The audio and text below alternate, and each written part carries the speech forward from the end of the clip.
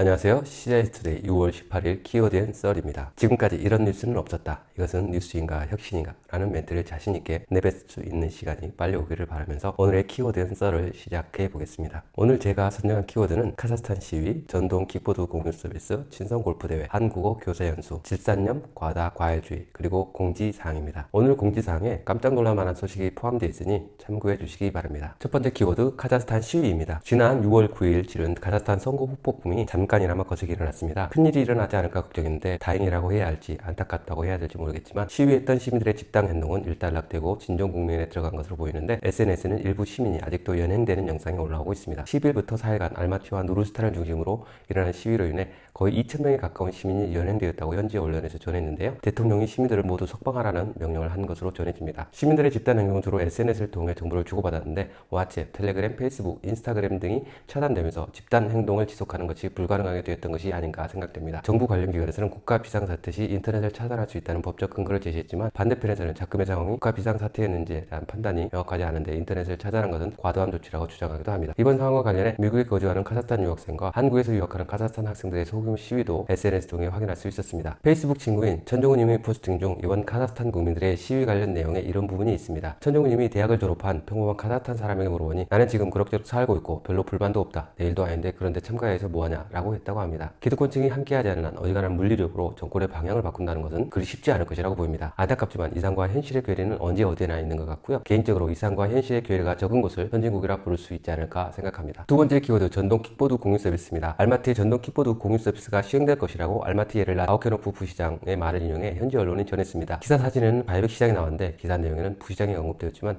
뭐 중요한 것은 아니니까 패스하고요. 기사 내용에 따르면 대부분 대중교통이나 사람들이 많이 몰리는 곳을 중심으로 35개 픽업 포인트가 마련될 예정이고 약 300대의 전동 킥보드가 배치될 것이라고 합니다. 35개 포인트에 300대면 포인트당 8대에서 9대의 전동 킥보드가 배치될 것으로 보입니다. 킥보드는 아짐 스쿠터스 어플을 통해 이용 가능하고요. 분당 이용료는 25땡게로 전세계 대비 낮은 가격대라며 파리, 베를린, 암스테르담을 예로 들었습니다. 물가나 경제 수준이 다른데 어떻게 이해해야 할지 모르겠습니다. 어딘가를 예로 든 것은 중요하지 않습니다. 분당 이용료는 25땡게입니다. 원화로 80원이 조금 안 되는 가격이고 30분 여행했을 때 750땡게, 원화로는 1,300원가량 됩니다. 예를 들어 지하철 입구에 마련된 포인트에서 내가 사는 아파트까지 타고 오는 것은 어려울 것 같고요. 과연 포인트를 어떻게 확대해 나가는가에 따라 공유 서비스 활성화 여부가 결정되지 않을까 생각됩니다. 참고로 알마티에서 우리가 볼 수 있는 자동차 공유 서비스 애니타임이 분당 19땡게인데 차보다 이용료가 비싸요.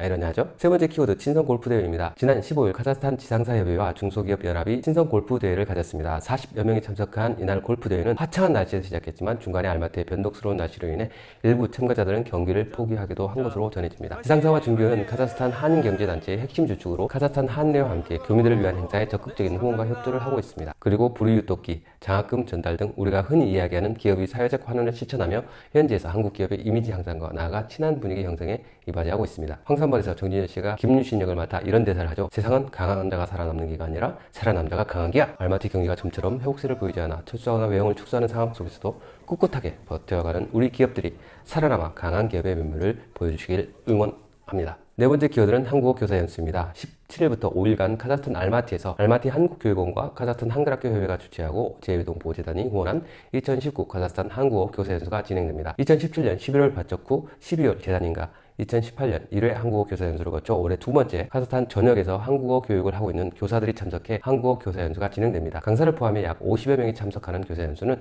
역사 수업, 광고 수업, 미디어 관련법, 수업 사례 등 발표가 있을 예정이고요. 이번 교사 연수를 위해 상명대 나사미 교수, 수원대 박환 교수가 알마티를 방문했고 알마티 교육원의 자원 교사와 서울 네트워크 강동 교사가 강사로 참여한다고 합니다. 알마티 한국교원에서 수강하는 현지 학생만 1년에 약 2,000명이 넘고 누르수단까지 포함하면 훨씬 더 많은 학생들이 한국어를 배우고 있으며 일부 학교에서는 한국어를 제2외국어로 선택하는 경우도 있다고 하니 학생들을 가르치는 교사들의 역량이 중요하다는 알마티 한국교육원 남현웅 원장의 설명이 있었습니다. 다섯 번째 키워드, 질산염 과다 과일주의입니다. 항상 이맘때가 되면 뉴스에 빠지지 않고 질산염 과다 과일 섭취주의 기사가 올라옵니다. 인터넷 자료를 찾아보니 질산염 자체는 독성이 없지만 소화 과정에서 아민류와 결합할 때 발암성 물질이 생성되고 중독될 경우 단백질이 뇌에 축적돼 흔히 치매로 불리는 알츠하이머까지 유발할 수 있다고 합니다. 따라서 수박이나 디냐 우유는 가능하면 초기에 출시되는 것은 건너뛰고 본격적인 출하 시기에 나오는 상품을 구매하는 것이 좋을 것으로 생각됩니다. 최근 알마티 대형마트에 수박이 공급되기 시작했는데 초기라서 그런지 킬로그램당 139땡게, 수박이 10kg이라고 가정하면 추가하면 1390단계, 원화로 약 4,000원이 조금 넘는 가격이라고 보시면 되겠습니다. 본격적인 출하 시기에는 킬로그램당 30단계까지 떨어지니까 출하 시기에 따른 가격 차이가